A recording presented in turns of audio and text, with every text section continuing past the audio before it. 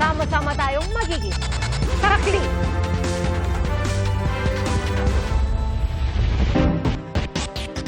Mga kapuso, bago sa saksi, kinumpirma ng International Criminal Court na formal na dokumento mula sa ICC ang inilabas na warrant of arrest laban kay Senator Bato de la Rosa.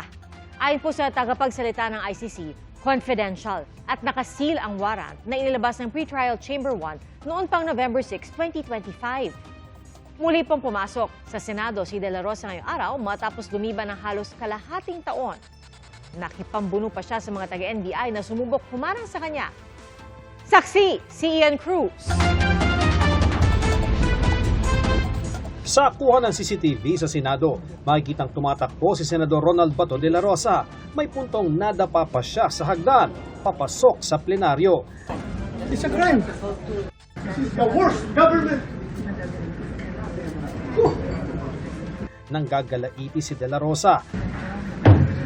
Nakipagbulo pa raw siya sa mga tauhan ng National Bureau of Investigation o NBI. Ito ang unang beses na pumasok sa Senado si De La Rosa mula noong Nobyembre 2025 nang mapabalitang may warrant of arrest umano laban sa kanya ang International Criminal Court o ICC. Kinwestiyon ng iba pang senador si Senate Sergeant at Arms, retired Major General Rene Samonte dahil pinapasok ang NBI sa Senate grounds. Kasunod ng insidente, nag-resign si Samonte sa kanyang posisyon at itinalaga si retired Major General Mau Aplasca bilang acting Senate Sergeant at Arms. Si Aplasca rin ang Sergeant at Arms ng Commission on Appointments. Pareho tayo premier, sir. Bakit yung pinayagan niyang mga tao niyan makapasok dito? Duguan ang kamay ni De La Rosa.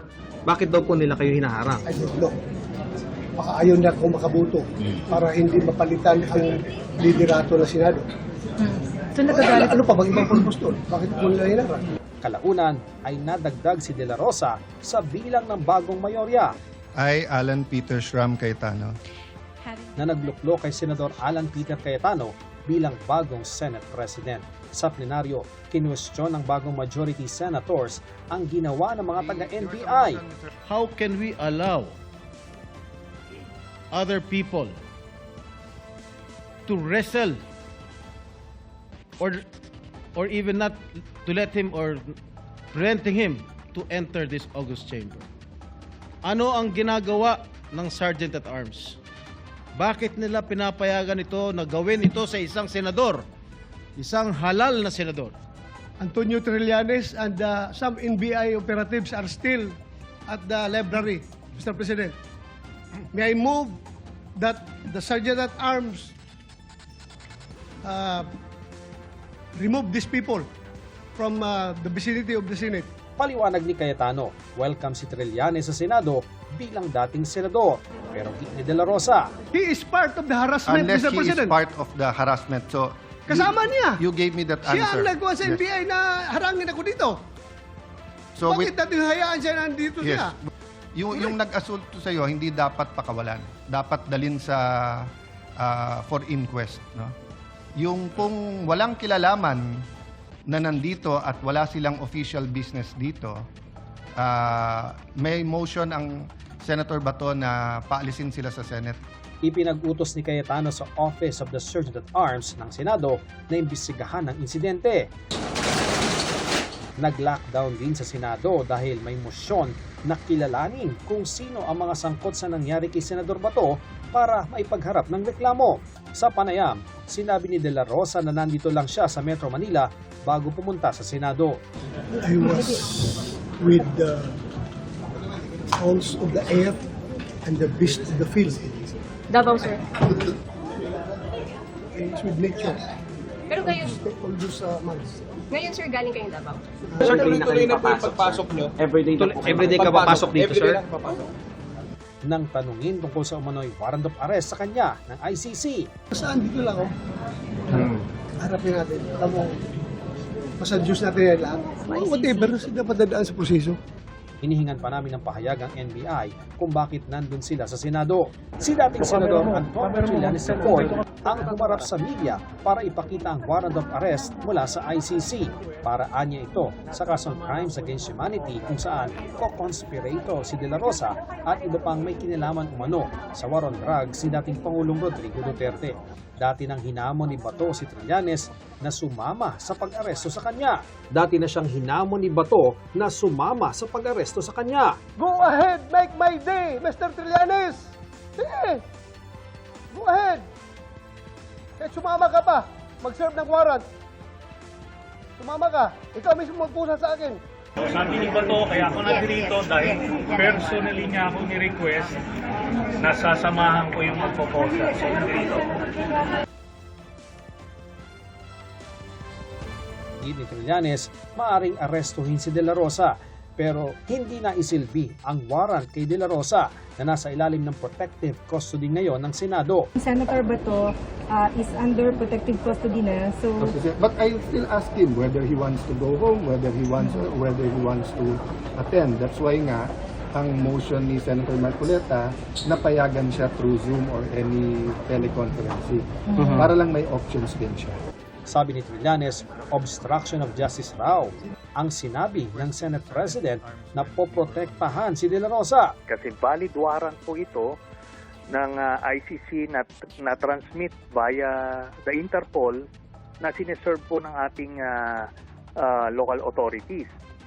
At meron po tayong batas, yung Republic Act 9851 na nakalagay po doon na kapag may isang akusado na iniimbestigahan ng International Tribunal sa mga kasong crimes against humanity, genocide at iba pa, ay ang otoridad ay maaring isurrender ito doon sa international court na yon. Wala pong basihan ang protective custody kasi alam niyo po, nung ako nasa Senado, nung kinancel yung aking amnesty, ay nung walang warrant, hindi pinayagan ako arestuhin.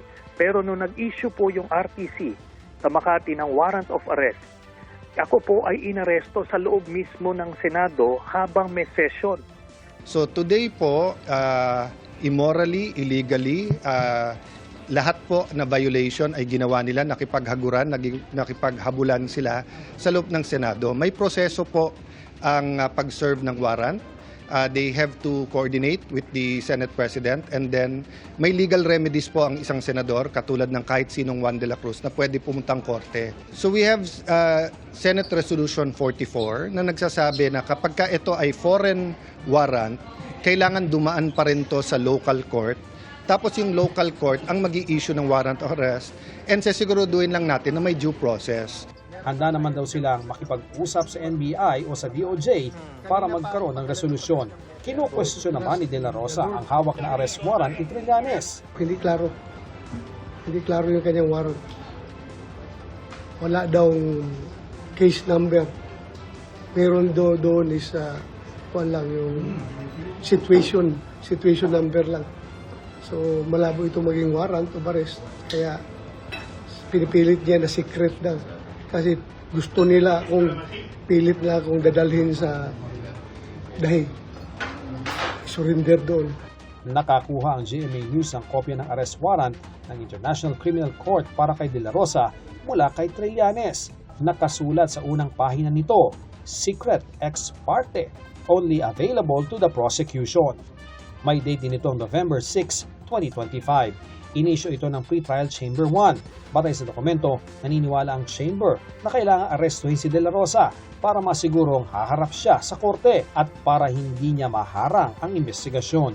Nag-issue ang Chamber ng warrant of arrest dahil sa kanyang umano'y criminal responsibility bilang indirect co-perpetrator sa crime against humanity of murder kaugnay sa drug war. At kung kailangan daw para ma-execute ang arrest warrant na nooy classified bilang secret, maaari itong ipagbigay alam sa mga estado at international organizations.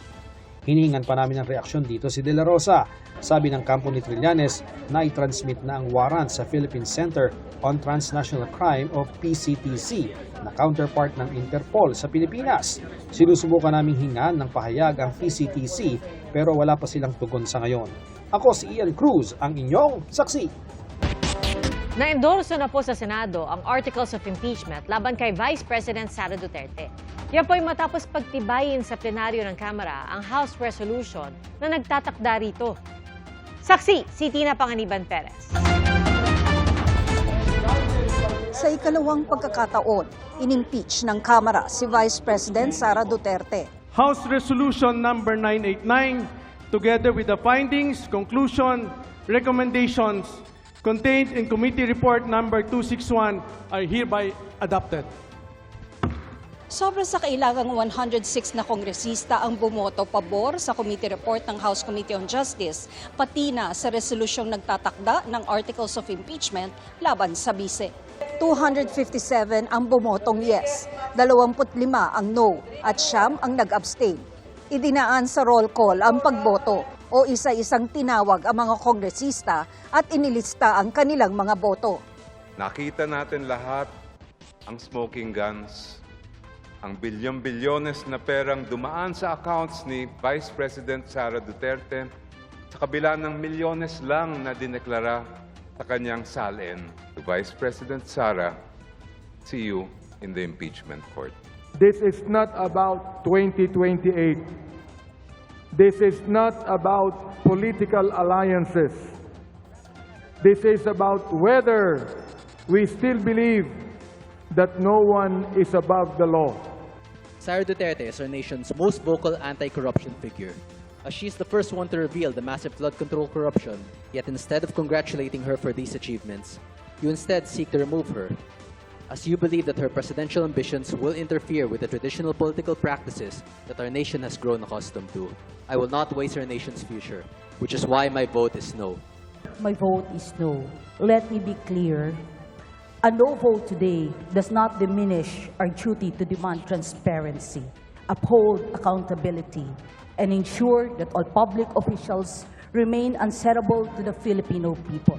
Nagpadala naman ng manifestation kay House Secretary General Attorney Cheloy Garafil si Davao City 1st District Representative Paulo Duterte para ipahayag ang kanyang no vote. Wala pang 10 minuto mula na magsimula ang sesyon ng Kamara ay lumabas na siya ng plenaryo. Gayun din sina Davao City 2nd District Representative Omar Vincent Duterte at puwersa ng Pilipinong Pandagat Party List Representative Harold James Duterte. Sir, is this walking out? Huh? Yes. So tingin mo, saan tayo papunta? Sir, are you walking out? Yeah, I'm walking inside the car now. Why? Why are you leaving before the session ends? Huh? Why are you leaving before the session ends? Sir. Nakakount na. Are you expecting this to be railroaded to the Senate? That's why you immediately No left? comment na. What will be your susunod na ano po? Mga susunod na hakbang po? Mag-lunch. Sa kanyang sponsorship speech, iginiit ng chair ng komite na si Representative Jervy Luistro na kailangan magpaliwanag ni Vice President Duterte sa taong bayan. May numero ba tayo, Mr. Speaker? Distinguished colleagues, opo, meron po tayong numero. Ngunit ang numerong tinutukoy ko ay hindi lamang bilang ng boto. Nasa records po ang numero. 6.7 billion pesos. Iyan ang numerong kailangang may paliwanag sa sambayanang Pilipino. Iyan ang numerong hindi maaaring ibaon sa limot. Iyan ang numerong nagtatanong kung may mga bagay bang kinakailangang lubos na may paliwanag sa sambayanang Pilipino.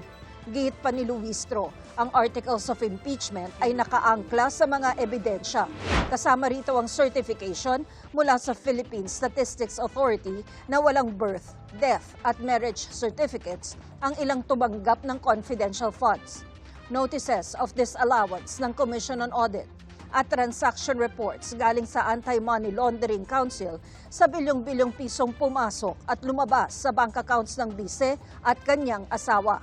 Hawak po natin ngayon ang bunga ng mahabang proseso.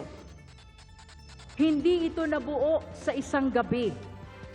Hindi ito produkto ng chismis, galit o sigaw sa social media. Bawat pahina ay may bigat. Bawat dokumento ay may implikasyon. Kahit wala siya sa pagdinig, pinag-aralan pa rin ng Committee on Justice ang bawat dipensang inilabas ng kanyang kampo. Bukod sa mga alegasyong pinansyal na kailangan daw sagutin, hindi rin daw pwedeng ipagsawalang bahala ang umano'y banta nito sa Pangulo. Kapag ang isang mataas na pinuno ng bansa ay nagsasalita tungkol sa pagpatay sa Pangulo ng Republika, tungkol sa pakikipag-usap umano sa isang assassin, at tungkol sa posibilidad ng karahasan laban sa pinuno ng Estado, hindi maaaring ipagkibit balikat iyon bilang simpleng bugso lamang ng emosyon o ordinaryong alitan sa politika. Matapos ma-impeach sa Kamara, formal nang inendorso ng Kamara sa Senado ang Articles of Impeachment laban sa Bise. Ang defense team ng Bise, sinabing handa silang depensahan ang pangalawang Pangulo sa Senado na tatayong impeachment court, bagamat may mga nakabinbin pa silang petisyon sa Korte Suprema. Nasa mga nag-aakusa raw ang obligasyong patunayan ang kanilang mga paratang nang naaayon sa konstitusyon at rules of evidence. Ako si Tina Panganiban Perez, ang inyong saksi. At nagkaroon nga ng pagbabago sa liderato ng Senado sa sesyon kanina. Iniluklok bilang bagong Senate President si Senator Alan Peter Cayetano. Inihalal naman bilang Senate President pro tempore si Senator Loren Legarda. Saksi si Mav Gonzalez. Sa pagbubukas ng sesyon kanina ng Senado, may pasabog si Senator Alan Peter Cayetano. There are now at least 13 members of the Senate who wish to have a leadership change. Sinundan niya ng motion ni Senator Joel Villanueva na gawing bakante ang mga posisyon sa Senado. May I be allowed to humbly move to declare all seats vacant, Mr. President?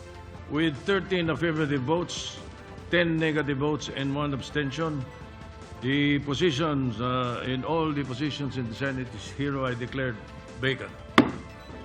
Kasunod niyan ay ang botohan sa pagitan ni Senador Tito Soto at Cayetano. Roll call of members. Senator Aquino. Senator Cayetano Alan. Senator Cayetano Pia. Senator Soto. Senator Escudero. Senator Estrada. Senator Cayetano Pia. Ang resulta, 13 senador ang bumoto kay Cayetano, kasama ang 8 na nasa dating minority. Si Soto na bumoto kay Cayetano bilang tradisyon at ang kanyang dating mga kaalyado na sina Senador Loren Legarda, Mark at Camille Villar at kapatid ni Cayetano na si Pia. 9 naman ang boto ni Soto, kasama si Alan Peter Cayetano na bumoto rin sa kabilang nominado bilang tradisyon. Nag-abstain naman sina Mig Subiri at JV Ejercito. Sa pagsumpa ni Cayetano bilang bagong Senate President, nangako siyang gagampanan ng wasto ang trabaho. Sa mundo ngayon na in crisis, buong mundo na in crisis because of the US-Iran-Israel war, napakahirap minsan paniwalaan na may magandang plano. But I'm always reminded that though people may be liars, God never lies. So let me be explicit.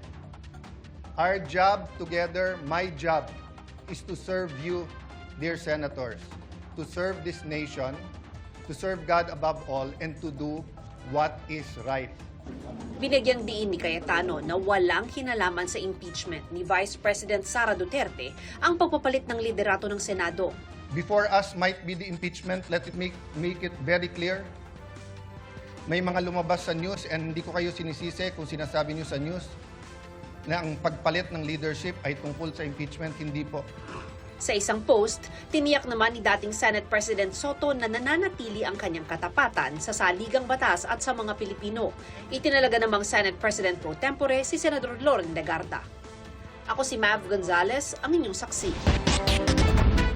Nagkaroon po ng tensyon sa pagitan ng NBI at mga supporter ni Senator Bato de la Rosa na ang sigaw ay dapat daw dumaan sa tamang proseso ang lahat ng bagay.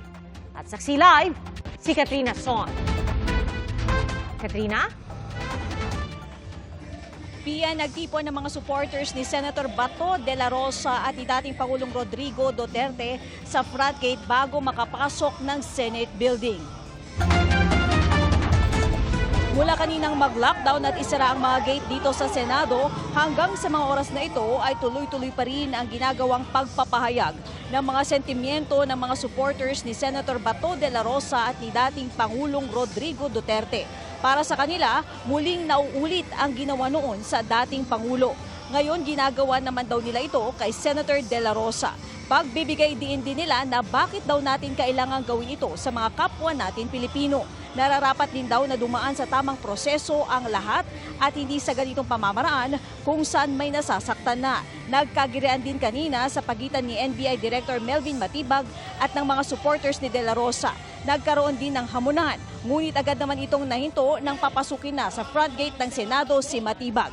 At dahil naman nakasara at nakabarikada ang gate dito sa Senado, lahat ng mga sasakyang lalabas mula sa loob ay isa-isang visual check ng NBI. Isang sasakyan naman kanina na pinapaniwala ang sasakyan ni dating Senate President Tito Soto ang hinabol ng mga supporters ni Senator De La Rosa rito. Ngunit tumuloy-tuloy lang ang sasakyan. Dumating naman dito si dating Congressman Mike Defensor. Hinihikayat daw nila na pumunta ang mga kababayan at mga kasama nila sa Rage Coalition dito sa Senado para magkaroon ng isang mapayapang pagkilos bilang suporta kay De La Rosa at sa Senado bilang isang institusyon.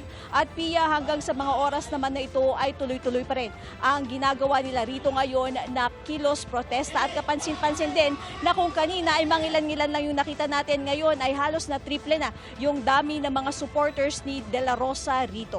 At yan na muna ang latest mula rito sa Pasay. At live mula dito sa Pasay, ako si Katrina Son, ang inyong saksi. Katrina, linawin ko lang kung meron nga ba o kung anong klaseng paghihigpit ng seguridad ang ginagawa dyan, kung hanggang ngayon ay may mga dumarating pa ring mga taga-suporta ni dating Pangulong Rodrigo Duterte dyan sa tapat ng Senado. Pia, medyo mahina yung dating ng iyong tanong, pero sa pagkakaintindi ko kung anong klase ang ginagawa dito ngayon na paghihigpit ng mga kapulisan, kung tama ba yung narinig kong tanong ngayon dun sa mismong front gate ng Senado ay may mga nakabarikada pa rin ng mga pulis. Bawat kanto rin dito ay may mga nakikita tayong police personnel na nagbabantay sa ginagawa ngayon na kilos protesta rito, Pia. Alright, maraming salamat, Katrina Son. Dati na pong may mga naarestong senador sa loob ng Senado at noong 2017, hindi po agad naaresto si dating senator at ngayon mamamayang Liberal Party List Representative Laila de Lima dahil nananatili siya sa kanyang kwarto sa Senado. Pero sumuko rin kalaunan si de Lima matapos makipag-ugnayan ng PNP Criminal Investigation and Detection Group o PNP-CIDG sa Senate Sergeant at Arms. Nangyari na rin po ito kay dating Senador Antonio Trillanes IV. Ito po ay matapos kanselahin ni dating Pangulong Rodrigo Duterte ang kanyang amnestiya. Inilagay po siya sa kustudiya ng Senado pero kalaunan, sumuko rin si Trillanes. Sa kaso ngayon ni Senador Bato de la Rosa, ay po sa international law expert na nakausap ng GMA News, maaari po siyang arestuhin. Nakasalalay na raw sa Senado kung isusuko siya. Sa ibang balita, pinagsasaksak ng kanila umunong kapitbahay ang isang mag-anak sa Naga, Cebu. Patay ang mag-ama habang sugatan naman ang ina na nakalaban pa raw sa suspect. Saksi, si Femari Dumabok ng GMA Regional TV. Bakas pa ang mga dugo sa kamang ito sa loob ng isang bahay sa Naga, Cebu, kung saan naganap ang karumal-dumal na krimen kahapon ng madaling araw. Natutulog daw noon ang mag-anak nang pagsasaksakin sila ng kanila raw kapitbahay. Patay ang mag-ama na nagtamo ng mga saksak sa dibdib. Sugatan naman ang ina na nakalaban pa raw sa sospek. Personal na galit o personal grudge ang tinitinang motibo sa krimen. Base sa investigasyon ng Naga Police, barkada at kainuman ng sospek ang panganay na anak ng biktima. Sa kalasingan ay nagtalo umano ang dalawa at sinuntok ang sospek. Hindi raw nakaganti ang sospek, kaya ang napagdiskitahan ay ang mga natutulog na biktima. Naglagot ni siya, so iyang giatangan ang katugong iyang nakakontra sa diskuhan. Karon wa man niya makit-igyon, so iyang gito sa balay. kaning mga ginikanan o igsuon iyang nahipahimutan. Wala mang lak ang ginikanan kay wa pa man muuli ang isa ka anak nila. Iyang kontra, wala pa muli. So wala nila gilak iyang balay. Tumakas ang suspect pero nahuli rin kalaunan. Na-recover din sa kanya ang ginamit naman ng kitchen knife. Nang kunin ang pahayag ng suspect. Pwede rin ko mga ipasahilo ma'am, pero personal mong delivery ma'am. Mayroon ko pasahilo sa personal, dili lang diha. Pwede rin ma'am. Yung sa pag-personal niyo, Katungod man ako ma'am. Diba katungod man ako nga dili lang ko. Baka harap sa reklamong 2 counts of murder at frustrated murder ang suspect.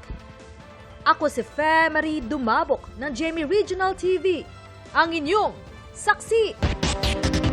Pinagbigyan ng International Criminal Court o ICC ang hiling ng abogadong si Nicholas Kaufman na magbitiw bilang legal counsel ni dating Pangulong Rodrigo Duterte. Ayon sa ICC, nakasaad sa withdrawal request ni Kaufman na mismong si dating Pangulong Rodrigo Duterte ang nagnais na magbitiw si Kaufman at kumuha ng bagong counsel. Ipinaalam na rin daw ni Kaufman sa bagong counsel ni Duterte ang mga pending deadline at nangako na rin daw siya na makakadulo siya sa status conference sa May 27. Ang Trial Chamber 3 ng ICC ang nag-aproba sa hiling ni Attorney Kaufman. Nag-usap po ngayong gabi sina NBI Director Melvin Matibag at Senate President Alan Peter Cayetano kaugnay ng isyu sa kustodiya ni Senator Bato de la Rosa. At saksi live, si Ian Cruz. Ian? Yes, Pia, sa NBI ang custody ng siyam na agents nila na na-contempt dito sa Senado dahil nga sa ginawang paghabol kay Senador Ronald Bato de la Rosa nang isilbi nila sana ang arrest warrant para nga kay de la Rosa na mula naman sa International Criminal Court. Yan ang napagkasunduan sa pulong ngayong gabi ni na Senate President Alan Peter Cayetano at NBI Director Attorney Melvin Matibag. Ang NBI agents nasa Senado para isilbi nga ang warrant of arrest na inilabas ng International Criminal Court noong November 2025 laban kay Senador Bato de la Rosa. Batid din daw ng NBI na nasa protective custody niya ng Senado si Senador Bato at nirerespeto raw nila ito. Ipagbibigay alam daw nila sa DOJ, Philippine Center for Transnational Crime o PCTC at Interpol ang nangyari. Sa live broadcast ni Senador Robin Padilla sa loob ng Senate Lounge ngayong gabi, sinabi nitong handa silang samahan si Senador de la Rosa. Kasama pa nila ang iba pang Duterte Black members na sina Senador Bongo at Senadora Amy Marcos sa lounge. Si Senador Bato naman, sinabing handa niyang harapin ang ICC arrest warrant. Idaan lamang daw ito sa proseso. Kung may warrant daw talaga, dalhin daw sana ito sa local court. At narito, Pia, ang ilan sa kanilang mga pahayag. Kasi mayroong mga commotion na nangyari. So, some of our agents were put in contempt. So, they're in contempt. But the Senate President agreed that he will be under, all those NBI who is in contempt will be under custody. Yung ICC warrant, it's there already. And there was also a resolution, I understand, that the Senate mentioned that Senator Bato will be under custody. So, we will hope that pag kailangan sumagot ni Senator Bato dun sa mga kailangan sagutin legally, maglato ko naman yung invitation nila. So the Senate will be ready to present Senator Bato. So hindi, apparently iba yung report sa kanila, kasi yung report sa kanila, yung usaa daw ang gusto, rather than ang taga-usaa ng gusto. So we're talking about fact-finding regarding that. So the senators are talking now. Pia, sa dami nga nang nangyari dito sa Senado ngayong gabi, ngayong 10:30 PM lamang na-suspend yung sesyon ng Senado at inaasahang babalik yan bukas ng 3:00 ng hapon. Lifted na rin, Pia, yung lockdown dito sa Senado, kaya bukod sa mga taga-NBI ay nakalabas na rin sa gusali ang karamihan sa mga tao na nasa loob ng Senate building dito sa GSI, sa building sa CCP complex dito sa Pasay. Balik sa iyo, Pia. Ian, ibig ba sabihin nito dahil nasa ilalim ng protective custody ng Senado si Senator Bato de la Rosa, hindi siya pwedeng umalis ng Senate building? Hanggang ngayon ba ay nandyan pa rin siya sa Senado? Well, Pia, yan ang understanding natin, at ang pagkakaintindi natin, Pia, kanina nga kasi doon sa live ni Senador Robin Padilla, ay nandun sila sa Senate Lounge, at ang sinasabi sa atin, ang ating mga sources ay naroon pa rin sa Senate Lounge na nandiyan lamang, Pia, sa bandang likuran natin dito, paglagpas lamang ng session hall. At inaasahan nga na talagang nandito pa rin ang senador dahil nga marami pang mga pag-uusapan yung ibang mga senador kahit nga natapos na yung kanilang sesyon dito, Pia. Alright, Ian, pwede rin ba nating linawin kung bakit sa pagkakataong ito, NBI ang nagsilbi or ang nagtangkang magsilbi ng warrant of arrest laban kay Senator Bato de la Rosa, gayong nung si dating Pangulong Rodrigo Duterte ay sinilbihan ng warrant of arrest ng ICC, PNP ang nagsagawa nito. Na ipailiwanag ba kung bakit ganito yung naging kaso? Well, Pia, hindi na yan naipaliwanag ni Attorney Melvin Matibag sapagkat ang mga nasagot niyang punto kanina ay yung patungkol nga dito sa nangyaring komosyon, kung saan magkakaroon ng custody yung kanyang mga tauhan na doon nga sa NBI. Pero kasi, Pia, ang nangyari kasi dito, base na rin doon sa mga naging pahayag ni Senate President Alan Peter Cayetano, ang NBI talaga ang may hawak ng sinasabing ang arrest warrant. At syempre nga, kasama nila kanina yung dating senador na si Senador Antonio Trillanes IV na siya namang may hawak nitong secret warrant na ito na November pa inilabas. So, Pia, hindi kasi yon ibinibigay kahit kanino at ang NBI ang natap dito sa pag-arrestong ito kay Senador Bato de la Rosa, kaya sila ang nandito sa premises ng Senado. At nung itinanong naman kay Senador Alan Peter Cayetano kung ito ba yung pagpasok ba ng mga taga-NBI ay mayroong pahintulot, sinabi naman daw ni Attorney Matibag na nakipag-coordinate din sila sa pamunuan ni dating Senate President Tito Soto. Pero kung mayroon man daw pahintulot na pumunta sila dito, hindi naman nangangahulugan na dapat ay hinabol nila at pinigilan si Senador de la Rosa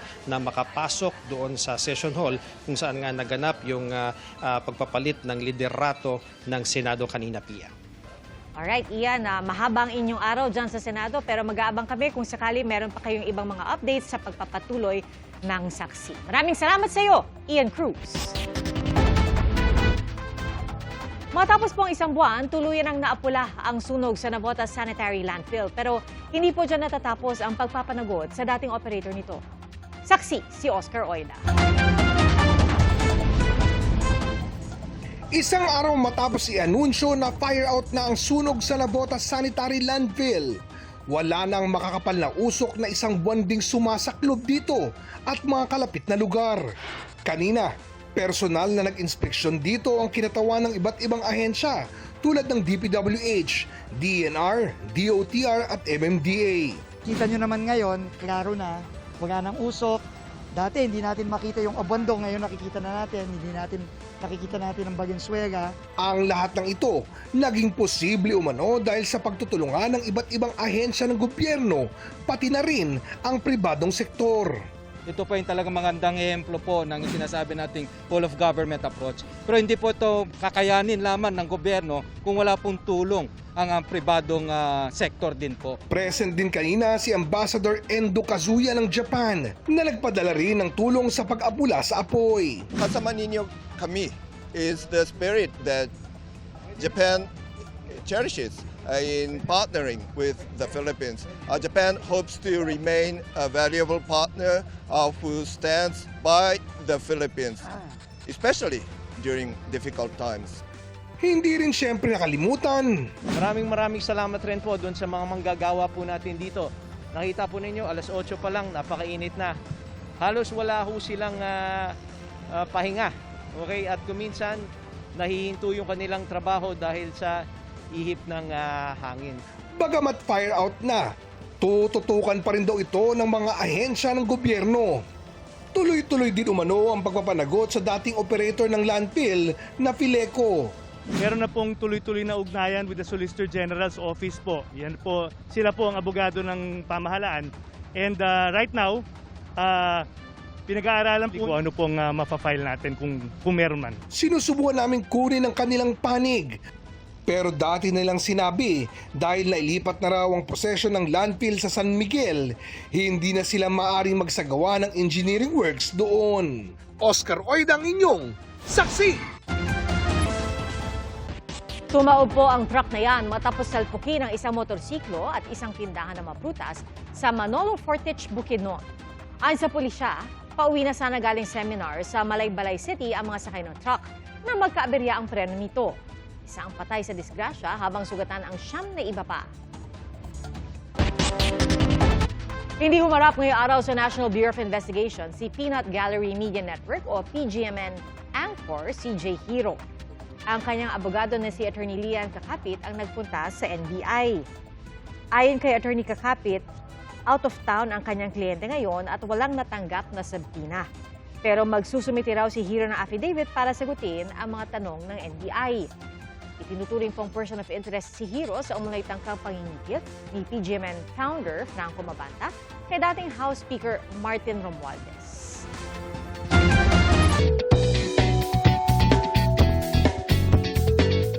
Kahit nakapiring, game sa palaro ang mga residente ng Barangay Karanglaan sa Dagupan City. Ang target, paunahang mahuli ang native na biik. May mga nadadapa at gumagapang sa lupa. Pero tuloy pa rin ang saya. Isa lang po ito sa tinatawag na laro ng laki na 3 taon nang kasama sa pagdiriwang ng pista ng barangay. Mayroon din silang kite-making contest at, meron ding pa-zumba.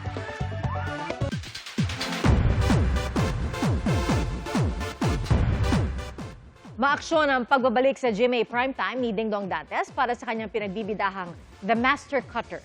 Ilang minuto pa lang ay napamalas na agad ni Dingdong ang kanyang combat skills bilang si Atoy. Kasama rin niya ang special guest na si Miguel Tan Felix. Agaw atensyon din ang mga eksena nila ni Max Collins na gumaganap bilang si Elaine. Salamat po sa inyong pagsaksi. Ako po si Pia Arcangel. Ito ang GMA News. Walang kinikilingan. Walang pinoprotektahan. Noon at ngayon, serbisyong totoo. Hanggang bukas, sama-sama po tayong magiging saksi!